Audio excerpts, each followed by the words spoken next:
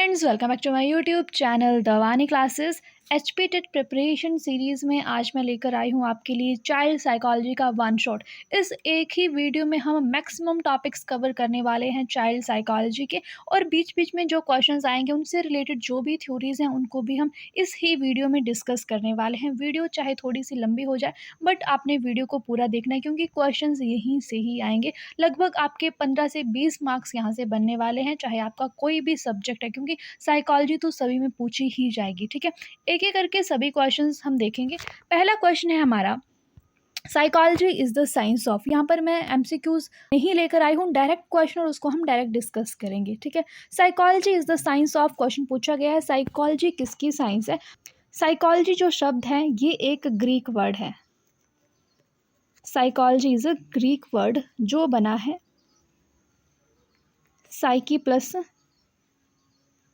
लोगस से। ठीक है, साइकी और लोगस से, जिसमें साइकी का मतलब होता है सोल और लोगस का मतलब होता है स्टडी या फिर नॉलेज। ठीक है, लोगस मतलब कि स्टडी या फिर नॉलेज। तो साइकोलॉजी क्या हुई, it is the study of soul. ठीक है, और साइकोलॉजी जो है वो साइंस किसकी है, क्वेश्चन आता है psychology is the science of behaviour. Psychology is the science of behaviour. Psychology में हम बिहेवियर स्टडी करते हैं किसी भी इंडिविजुअल का। ओके, नेक्स्ट क्वेश्चन है हमारा, the term developmental task were popularised by. जो डेवलपमेंटल टास्क जो टर्म है ये किसने पॉपुलराइज किए, किसने इन्हें शुरू किया। सो इसका आंसर होगा हैविंगहर्स्ट। ठीक है, हैविंगहर्स्ट इसका सही आंसर होगा, developmental task. Next question, child is refer to as an infant. कोई भी बच्चा है उसको हम इन्फेंट कब कहते हैं। ठीक है, इन्फेंट कब कहेंगे, बर्थ से लेकर birth to onset of speech. ठीक है, जब बच्चा बोलना शुरू करेगा तब तक, बर्थ से लेकर जब तक बच्चा बोलना शुरू करेगा उसको हम इन्फेंट कहेंगे, और वो जो स्टेज होगी उसको हम इन्फेंसी स्टेज कहते हैं। ठीक है, लगभग जो इन्फेंसी स्टेज है वो चलती है बर्थ टू 2 ईयर्स तक। बर्थ टू 2 ईयर्स तक चलती है, जहाँ पर बच्चा जो है उसकी जो सेंसेस हैं वो काम करती हैं, मोटर एक्शंस उसके शुरू होते हैं, और जो ग्रोथ होती है इस एज में बच्चे की वो बहुत ज़्यादा होती है इन्फेंसी एज में। पैडागॉजीज, पैडागॉजी क्या है, आप सभी पढ़ते हैं पैडागॉजी। पैडागॉजी तो पैडागॉजी है क्या, pedagogy is the strategy of instructions. It is the strategy of instructions. ठीक है, जिस वे से आप बच्चों को पढ़ाते हैं वो क्या है, वो भी पैडागॉजी का ही पार्ट है, तो यही पैडागॉजी है। The term mental hygiene was given bye. ये जो टर्म है मेंटल हाइजीन किसने दी थी, मेंटल हाइजीन टर्म दी थी C.W. बेयर्स ने। C.W. बेयर्स ने दी। यहाँ पर आप देखेंगे कुछ क्वेश्चंस जो हैं वो नए क्वेश्चंस हैं, क्योंकि किसी भी तरह के क्वेश्चन आपसे पूछ लिए जा सकते हैं। ठीक है, psycho analysis was propounded bye. Psycho analysis किसने दी, या फिर साइको एनालिटिक थ्योरी किसने दी। साइको एनालिटिक थ्योरी दी है किसने, सिगमंड फ्रॉइड ने। किसने दी है, सिगमंड फ्रॉइड ने। ओके, और साइको एनालिटिक थ्योरी में 3 स्टेजेस थे मेनली। 3 जो स्टेजेस थे साइको एनालिटिक थ्योरी में वो थे इड, ईगो और सुपर ईगो। इड, ईगो और सुपर ईगो। ठीक है, तो क्वेश्चन आपसे डायरेक्ट यही आएगा कि इड, ईगो और सुपर ईगो की बात किसने अपनी थ्योरी में कही थी, और साइको एनालिसिस थ्योरी किसने दी थी। Next question, what is bell in Pavlov's classical conditioning. Classical conditioning theory किसने दी, इवान पैवलोव ने दी 1927 में। ठीक है, 1927 में इवान पैवलोव ने theory the, theory of classical conditioning. अब इसमें जो एक्सपेरिमेंट किया गया वो किसके ऊपर किया गया, डो के ऊपर एक्सपेरिमेंट किया गया, और इस थ्योरी की 3 स्टेजेस थी। कितनी स्टेजेस थी, 3 स्टेजेस थी। पहली थी बिफोर कंडीशनिंग, बिफोर कंडीशनिंग। ठीक है, यानी कि उस टाइम पर कोई भी कंडीशनिंग नहीं की गई थी। अगर आप डॉग के सामने फूड रखते हैं तो उसके माउथ में सलाइवा आएगा। ठीक है, और अगर आप बेल बजाते हैं तो कोई भी इफेक्ट नहीं होगा, यानी कि कंडीशनिंग नहीं की गई है। अगर आप बेल भी बजाते हैं तो भी जो सलाइवा है वो प्रोड्यूस नहीं होगा डॉग के माउथ में। ये कहता है बिफोर कंडीशनिंग। ठीक है, जो दूसरी स्टेज है वो थी हमारी ड्यूरिंग कंडीशनिंग। ड्यूरिंग कंडीशनिंग, अब इस स्टेज में क्या किया उन्होंने कि जो बेल थी वो भी बजाई, साथ में खाना दिया। बेल बजाने के बाद उन्होंने खाना दिया। अब बेल बजाई और खाना दिया तो जो सलाइवा था वो प्रोड्यूस हुआ। अब डेली ही यही करते गए वो पैवलोव कि बेल बजाने के बाद खाना दिया। अब क्या हुआ, कंडीशनिंग हो चुकी है। क्या हो गया है, कंडीशनिंग हो गई है। और जो तीसरी स्टेज है वो है after conditioning. It is after conditioning. अब आफ्टर कंडीशनिंग क्या हुआ कि अगर बेल ही बजाई है और आपने खाना नहीं भी दिया है तब भी डॉग के माउथ में सलाइवा प्रोड्यूस होगा, क्योंकि अब कंडीशनिंग हो चुकी है। उसको पता है कि बेल की आवाज़ के बाद खाना आता है तो सलाइवा ऑटोमेटिकली उसके माउथ में प्रोड्यूस हो गया। ठीक है, अब यहाँ पर क्या पूछा गया हमसे कि जो बेल है पैवलोव की क्लासिकल कंडीशनिंग थ्योरी में वो क्या है। ठीक है, तो बेल क्या है, बेल एक तरह का कंडीशनड स्टिमुलस है। कंडीशनड स्टिमुलस है। आपको ऑप्शंस आएंगे वहाँ पे तो आप टिक करेंगे कंडीशनड स्टिमुलस पर, क्योंकि जो बेल है उस पर कंडीशनिंग की गई है। ठीक है, bell is the conditioned stimulus. ठीक है, और आपसे ये भी पूछा जाता है कि जो फूड है वो क्या है। पैवलोव की थ्योरी में फूड क्या है, तो food is unconditioned stimulus.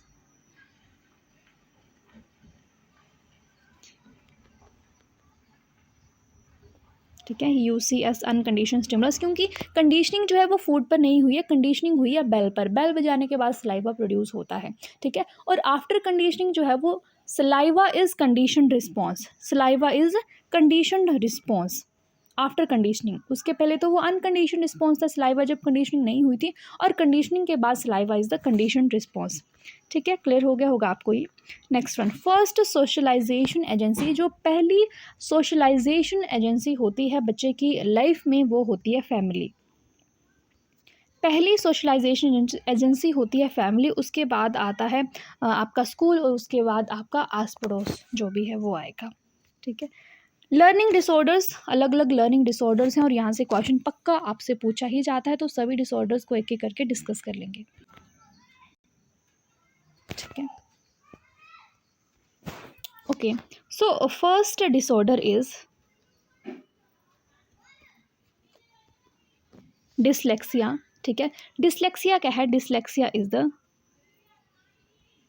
Reading disorder. It is reading disorder. और रीडिंग डिसऑर्डर में क्या होगा कि अगर आपने डॉग लिखा है, ठीक है, तो बच्चा इसको क्या रीड करेगा, डॉग को वो गोड पढ़ सकता है। अगर आपने 12 लिखा है उसको वो 21 पढ़ेगा। ठीक है, 13 लिखा है उसको वो 31 पढ़ सकता है। ठीक है, तो ये क्या होगा, रीडिंग डिसऑर्डर होगा, जिसमें बच्चा जो है वो सही से रीड नहीं कर पाएगा। It is dyslexia. दूसरा डिसऑर्डर जो है वो होता है डिसकैलकुलिया। डिसकैलकुलिया। ठीक है, कैलकुलिया जो शब्द है वो रिलेट करता है मैथमेटिक्स से। ठीक है, तो इसमें मैथमेटिक्स रिलेटेड या फिर कैलकुलेशन रिलेटेड प्रॉब्लम आएगी।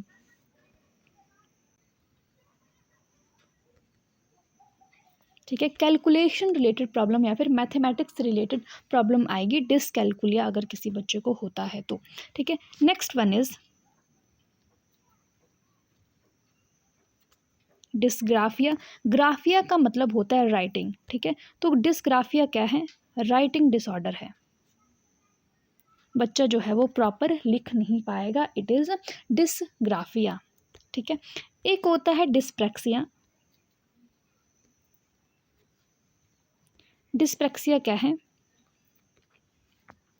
जो मोटर स्किल्स होंगी बच्चे की उनमें दिक्कत आएगी। ठीक है, जो मोटर एबिलिटीज़ हैं उनमें दिक्कत आएगी, तो ये क्या है, हमारे डिसऑर्डर्स हैं। ठीक है, एक और होता है एफेजिया।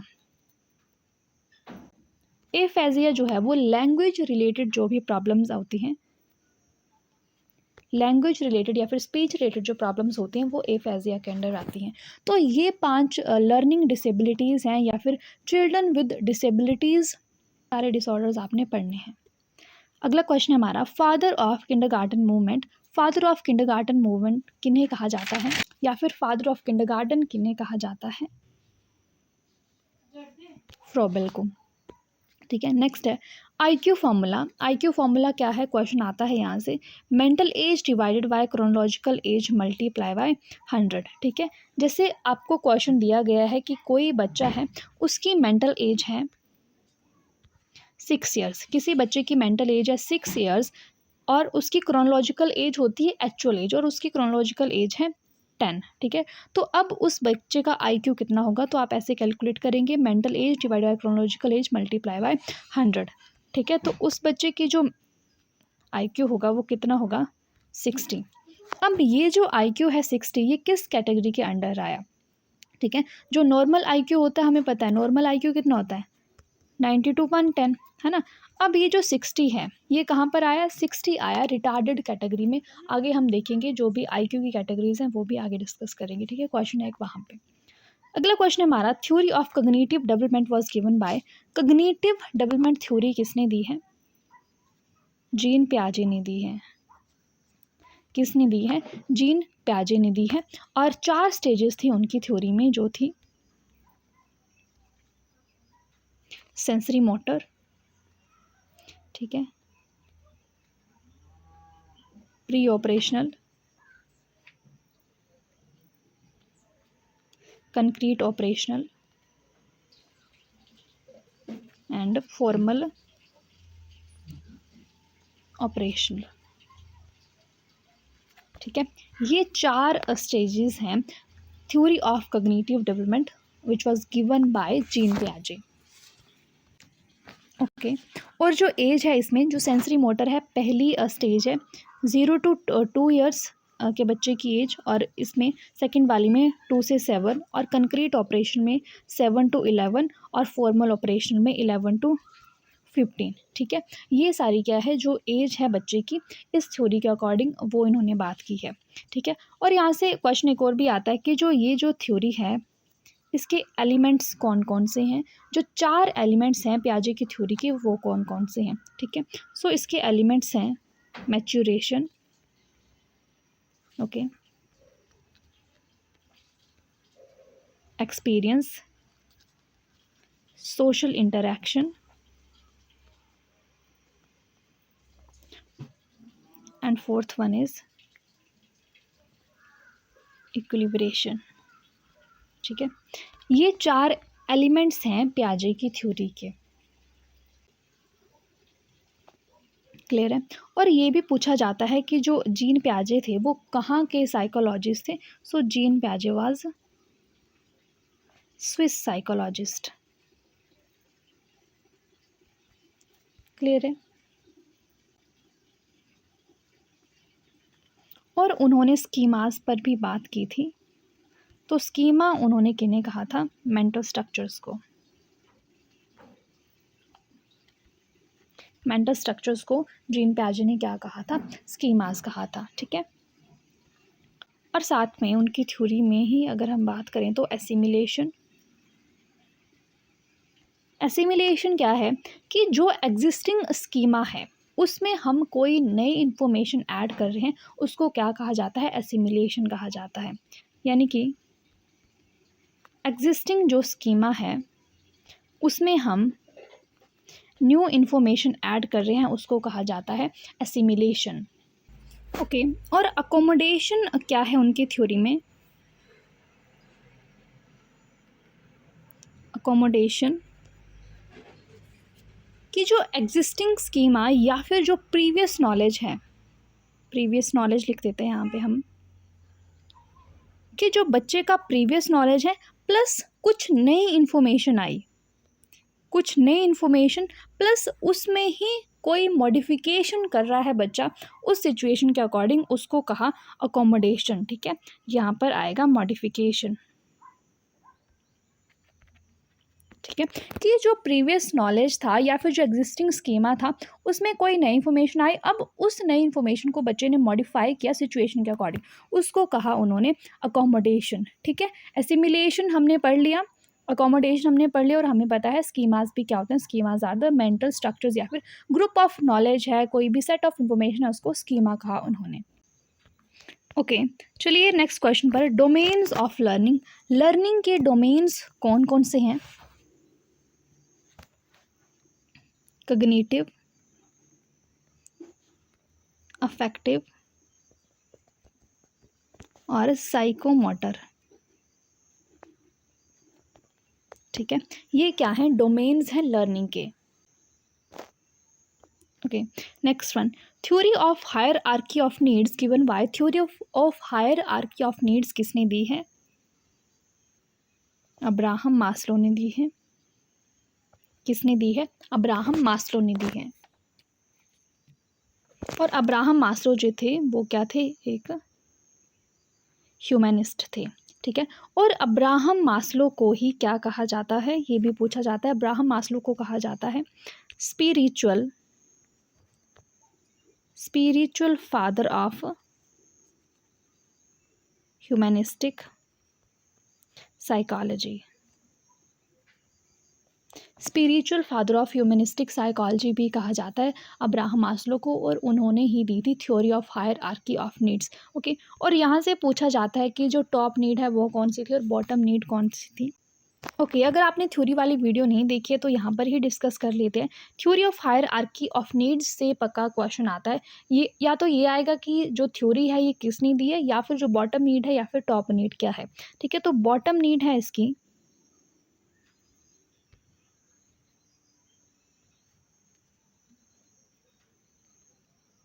फिजियोलॉजिकल नीड्स, ठीक है। फिजियोलॉजिकल नीड्स फर्स्ट नीड है, ठीक है। Second one is safety needs, ठीक है। Third one is love and belongingness, ठीक है। Fourth one is self esteem, और जो टॉप नोड है मास्लो की थ्योरी की, it is self actualization. Self actualization. तो ये 5 नीड्स हैं, 5 स्टेजेस हैं मास्लो की थ्योरी की, ठीक है। चलिए अगला प्रश्न, इंक्लूसिव एजुकेशन मीन्स, जो समावेशी शिक्षा होती है इसका क्या अर्थ है?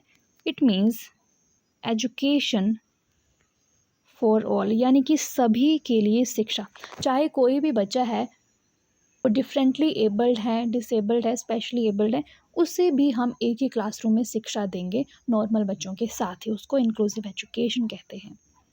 Project method was propounded bye, project method किसने दिया था? किलपैट्रिक ने, ठीक है। किलपैट्रिक ने दिया था project method. Okay, 2 factor theory was given bye, 2 factor theory किसने दी थी? क्वेश्चन बहुत ही बार पूछा गया है, स्पेयरमैन के द्वारा दी गई थी 2 फैक्टर थ्योरी, जिसमें 2 फैक्टर थे, एक जी फैक्टर था और एक एस फैक्टर था। जी मतलब जनरल फैक्टर और एस मतलब कि स्पेसिफिक फैक्टर, ठीक है। तो जी फैक्टर और एस फैक्टर 2 फैक्टर थ्योरी थी जो दी थी स्पेयरमैन ने, ठीक है। और ये जो थ्योरी है ये इंटेलिजेंस की थ्योरी है, 2 फैक्टर थ्योरी ऑफ इंटेलिजेंस है ये, ठीक है। और यूनिफैक्टर थ्योरी भी है, यूनिफैक्टर थ्योरी ऑफ इंटेलिजेंस। यूनिफैक्टर थ्योरी दी थी बिने ने, अल्फ्रेड बिने ने दी थी, ठीक है। नॉर्मल इंटेलिजेंस रेंज, जो नॉर्मल इंटेलिजेंस रेंज होती है, यानी कि जो आईक्यू की रेंज होती है वो होती है 90 to 110, कहीं पर 90 to 109 भी लिखा होता है तो वो भी सही है। जिस इंडिविजुअल का आईक्यू 130 से ऊपर होगा उसको हम कहते हैं गिफ्टेड, ठीक है। गिफ्टेड या फिर सुपीरियर बच्चा हम उसको कहेंगे। ये होगी हायर की बात। अगर हम लोअर में चलें, क्योंकि जो नॉर्मल है उसका आईक्यू तो 90 to 110 होगा, ठीक है। तो 80 to 89 जिस बच्चे का आईक्यू होगा हम उसको कहेंगे लो एवरेज या फिर बिलो एवरेज, ठीक है। और 72 जो 79 होगा वो होता है बॉर्डर लाइन, वो होता है बॉर्डर लाइन बच्चा, 70 to 79 आईक्यू वाला। और जिस बच्चे का आईक्यू 70 से कम होगा उसको हम कहेंगे इंटेलेक्चुअली डिसेबल्ड,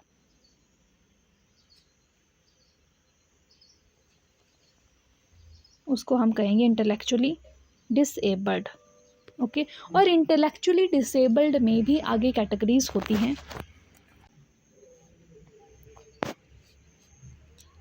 जैसे 50 to 70 है तो वो हो गया माइल्ड मेंटली रिटार्डेड, ठीक है। 5 to 50 is moderate mentally retarded या फिर 20 to 35 is severe mentally retarded, और 20 से अगर किसी का कम होगा तो उसको हम प्रोफाउंड कहते हैं। तो ये सारी कैटेगरीज हैं आईक्यू से रिलेटेड। क्लियर है। और आईक्यू से रिलेटेड जो थ्योरीज हैं, जैसे यूनिफैक्टर थ्योरी किसने दी है, बिने ने दी है। 2 फैक्टर थ्योरी स्परमैन ने दी है। और जो मल्टी फैक्टर थ्योरी है, मल्टी फैक्टर थ्योरी भी है जो दी है थॉर्नडाइक ने। ठीक है, थॉर्नडाइक ने दी है मल्टी फैक्टर थ्योरी। ठीक है, और एक मल्टीपल इंटेलिजेंस थ्योरी है,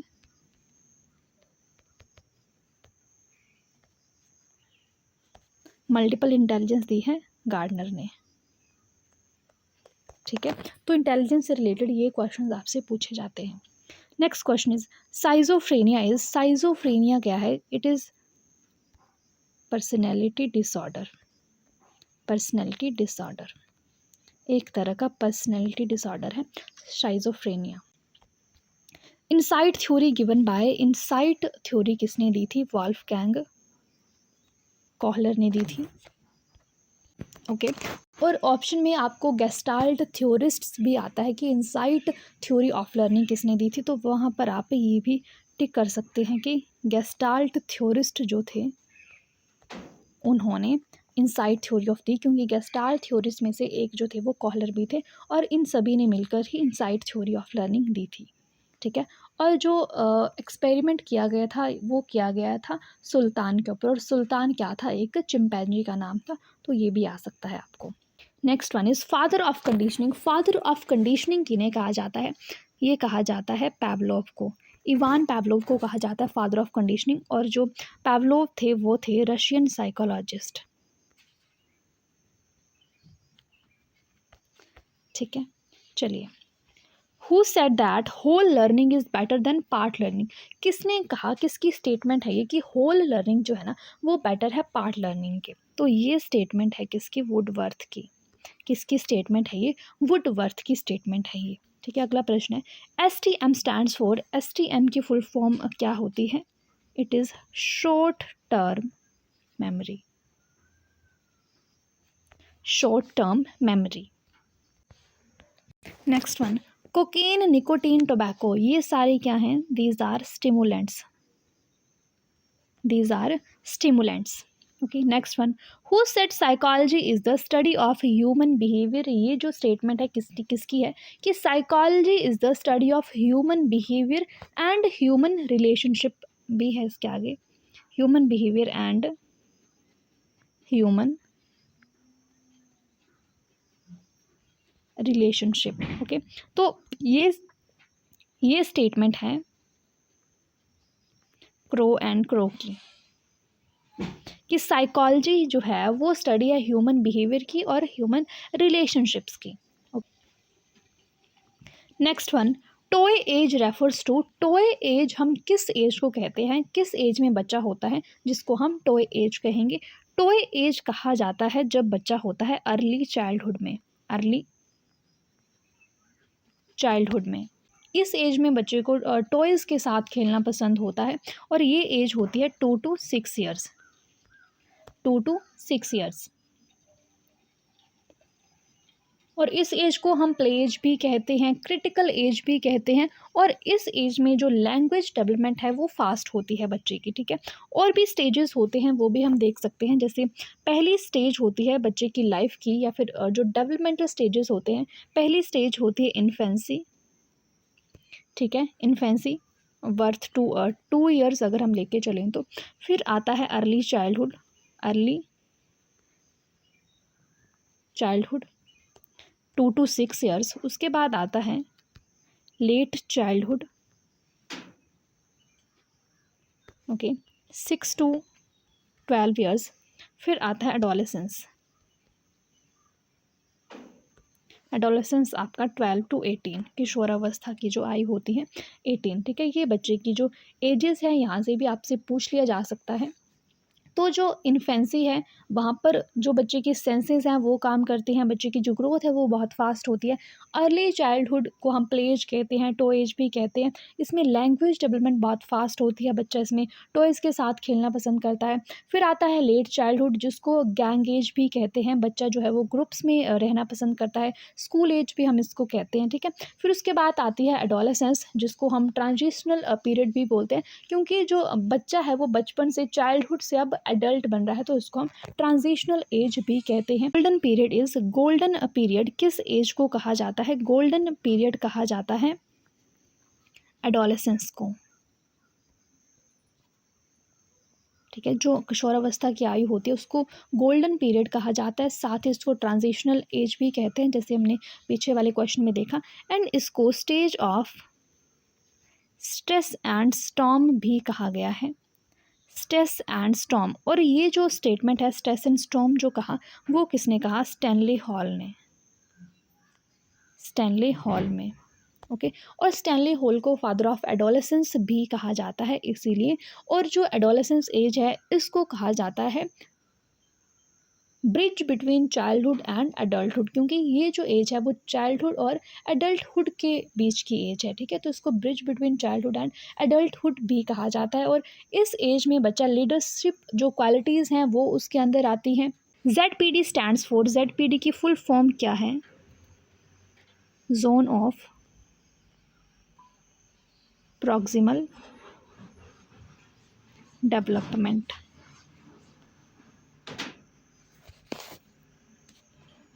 ओके। और ZPD की बात कौन सी थ्योरी में हुई थी? लेव वाइगोत्स्की की थ्योरी, लेव वाइगोत्स्की की थ्योरी सोशियो कल्चरल थ्योरी, ठीक है। लेव वाइगोत्स्की की थ्योरी सोशियो कल्चरल थ्योरी। और उस थ्योरी में जो वाइगोत्स्की थे उन्होंने कहा कि जो लैंग्वेज है वो सोशल इंटरेक्शन से डेवलप होती है, जितना बच्चा सोशली इंटरेक्ट करेगा उतनी ही उसकी जो लैंग्वेज है वो डेवलप होगी, ओके। और इस थ्योरी में उन्होंने स्कैफोल्डिंग की भी बात की थी, स्कैफोल्डिंग की भी बात की थी, ठीक है। और स्कैफोल्डिंग क्या था उनकी थ्योरी में? हेल्प की, जो बच्चा है वो बड़ों से भी मदद ले सकता है, उसको उन्होंने स्कैफोल्डिंग कहा। इसमें उन्होंने बड़े किसको कहा? More knowledgeable others, MKO,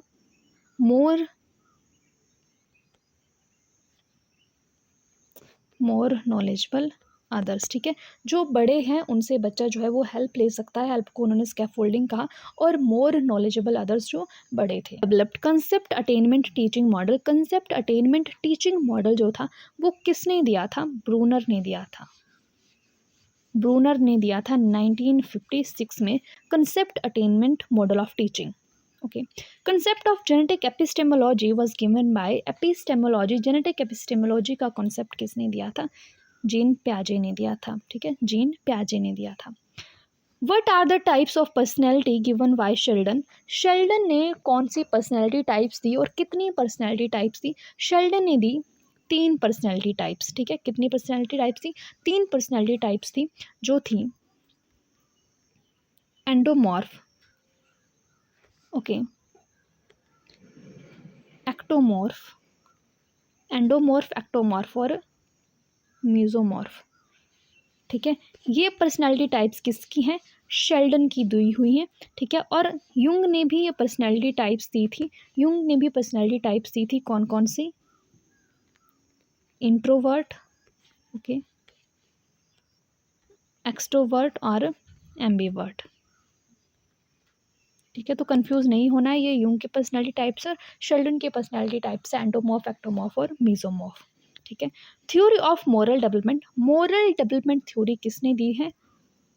Kohlberg ने दी है, ओके। कोहलर और कोहलबर्ग में कंफ्यूज नहीं होना है, मोरल डेवलपमेंट थ्योरी दी है कोहलबर्ग ने, ओके। और वॉल्फगैंग कोहलर ने दी है insight theory of learning, okay. तो कंफ्यूज नहीं होना है, moral development theory was given bye Kohlberg, okay. और इस थ्योरी में उन्होंने कितने लेवल्स दिए थे और कितनी स्टेजेस दी थी? 3 लेवल थे इनकी थ्योरी में, 3 लेवल थे और हर लेवल के अंदर 2-2 स्टेजेस, तो टोटल 6 स्टेजेस इन्होंने अपनी थ्योरी में दी थी, ठीक है। अभी अगर बात करने लगेंगे तो वीडियो बहुत ही ज़्यादा लंबी हो जाएगी, तो थ्योरी वाली वीडियो है, लिंक आपको डिस्क्रिप्शन बॉक्स में दे दूँगी, वहाँ से देख लेना, सारी स्टेजेस वहाँ पर हमने ब्रीफली एक्सप्लेन की हैं इसकी। ओके, नेक्स्ट क्वेश्चन देखेंगे, who was the chairman of Kothari commission. Kothari commission का चेयरमैन कौन था? DS कोठारी थे इस कमीशन के चेयरमैन, ठीक है। DS कोठारी थे इस कमीशन के चेयरमैन, ठीक है। जो कमीशन था ये चला था 1964 से 66 तक, ठीक है। 14 अगस्त 1964 से इस कमीशन की शुरुआत हुई थी और इस कमीशन में टोटल 17 मेंबर्स थे, ठीक है। फोनिक्स क्या होता है? It is the study of sound, study of sound, phoenix is the study of sound. Okay, RTE came into effect from, जो RT है राइट टू एजुकेशन, ठीक है। कब इफेक्ट में आया ये एक्ट? 1 अप्रैल 2010 को, ठीक है। 1 अप्रैल 2010 को ये एक्ट जो है वो इफेक्ट में आया। Okay, next one, verbal intelligence test was given by, verbal intelligence test किसने दिया? साइमन ने दिया, ठीक है, साइमन ने दिया। Okay, SOI given by, SOI की फुल फॉर्म क्या है? स्ट्रक्चर ऑफ इंटेलेक्ट, ठीक है। And SOI was given by Guilford, ठीक है। Who said that intelligence is the ability to adapt one's surrounding, ये स्टेटमेंट किसकी है? So this statement was given by पियाजे, ठीक है। इंटेलिजेंस क्या है? एबिलिटी है कि हम अपने सराउंडिंग में कैसे अडेप्ट करते हैं, ठीक है। फादर ऑफ बिहेवियरिज्म, व्यवहारवाद का फादर जनक किन्हें कहा जाता है? JB वाटसन को father of behaviourism JB Watson. In child centre education children are, जो चाइल्ड सेंटर एजुकेशन होगी उसमें क्या होता है कि जो टीचर है वो बच्चे पर ध्यान रखकर ही पूरा जो लेसन प्लान है उसको बनाता है, उसी को ध्यान में रखकर सब कुछ पढ़ाता है, ठीक है। चाइल्ड सेंटर एजुकेशन वो होती है। अब ये जो एजुकेशन होगी इसमें जो बच्चा होगा वो क्यूरियस रहेगा, ठीक है,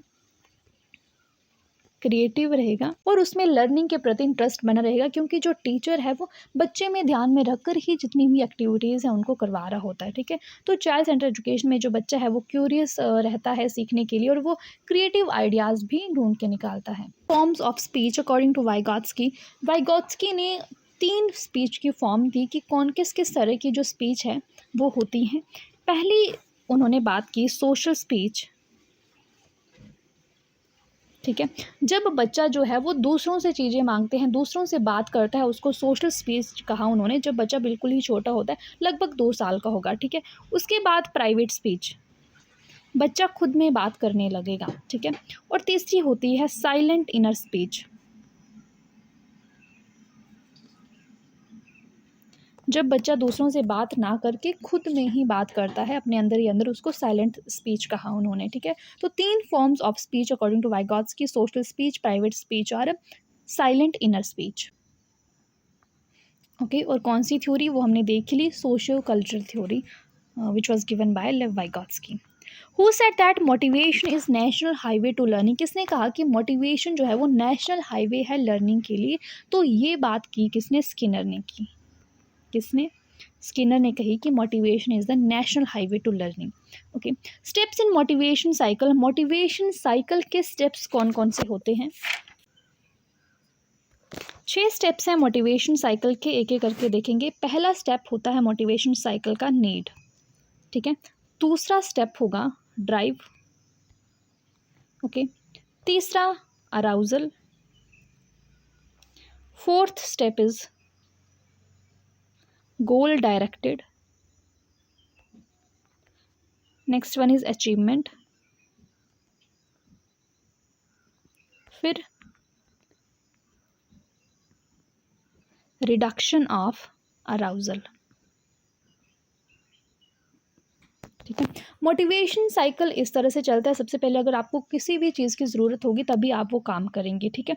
जैसे नीड है, अभी आपका एग्ज़ाम है तो आप पढ़ रहे हैं, उसके बाद गोल डायरेक्टेड आपका बिहेवियर होगा, क्योंकि आपका गोल है तो इसीलिए आप पढ़ रहे हैं।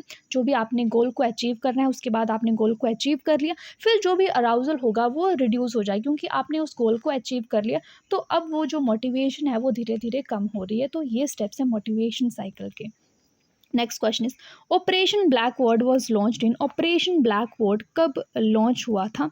1987 में लॉन्च हुआ था, ठीक है। और ऑपरेशन ब्लैकबोर्ड इसलिए लॉन्च हुआ ताकि जो प्राइमरी एजुकेशन है उसको इम्प्रूव किया जाए। उस ऑपरेशन के तहत जो फैसिलिटीज़ हैं और जो इक्विपमेंट्स हैं, टीचिंग इक्विपमेंट्स, वो भी स्कूल्स में प्रोवाइड किए गए, ठीक है। तो ये काम था ऑपरेशन ब्लैकबोर्ड का। Next question is how many traits in Allport theory of personality, Allport की पर्सनैलिटी थ्योरी में कितने ट्रेड्स उन्होंने दिए थे? 3 ट्रेड्स उन्होंने दिए थे। कौन कौन से थे? 3 ट्रेड्स उन्होंने दिए थे। कार्डिनल, ठीक है, दूसरा सेंट्रल ट्रेड और तीसरा सेकेंडरी ट्रेड, ठीक है। ये 3 ट्रेड्स दिए थे एल्पोर्ट ने अपनी पर्सनैलिटी की थ्योरी में। Okay, next one, number of stages in psycho social development theory, psycho social development theory जो थी एरिक एरिक्सन की, उसमें कितने स्टेजेस थे? टोटल 8 स्टेजेस थे एरिक एरिक्सन की थ्योरी में, जिससे सबसे पहले स्टेज थी ट्रस्ट वर्सेस मिसट्रस्ट, ठीक है। अगर ट्रस्ट डेवलप होगा, अगर ट्रस्ट डेवलप नहीं हुआ तो मिसट्रस्ट वाला कॉन्फ्लिक्ट आएगा। तो पहली स्टेज थी उनकी trust versus mistrust, trust versus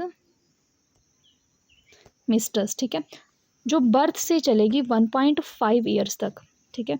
दूसरी स्टेज थी autonomy versus shame and doubt, autonomy versus shame and doubt, ठीक है। 1.5 to 3 ईयर्स तक चलेगी ये, ठीक है। थर्ड स्टेज थी उनकी थ्योरी में initiative versus guilt, initiative versus guilt, ठीक है, जो चलेगी 3 to 6 ईयर्स, 3 to 6 ईयर्स। यहाँ से क्वेश्चन पक्का आता है इस थ्योरी में से, ठीक है। 3 स्टेजेस होगी, trust versus mistrust, autonomy versus shame and doubt, initiative versus guilt, और नेक्स्ट स्टेज जो फोर्थ स्टेज थी वो है industriousness versus inferiority, industriousness versus inferiority 6 to 12 years तक, ठीक है। Next stage fifth one is identity versus role confusion, ठीक है, 12 to 20 ईयर्स, ठीक है। 5 स्टेजेस होगी। 6th stage is intimacy versus isolation, intimacy versus isolation 12 to 45, ठीक है। 7th one is generativity versus stagnation, generativity versus stagnation 45 to 65, ठीक है। और last stage is ego integrity versus despair, ego integrity versus despair 65 to till death, ठीक है। तो इसमें आपसे कुछ और नहीं पूछा जाएगा, बस ये पूछी जाएगी कि ये थ्योरी किसने दी है और स्टेजेस कितनी हैं, 8 स्टेजेस हैं, किस स्टेज में कौन सी एज है, बस यही पूछा आता है। तो ये आपने पक्का पढ़ के जानी है।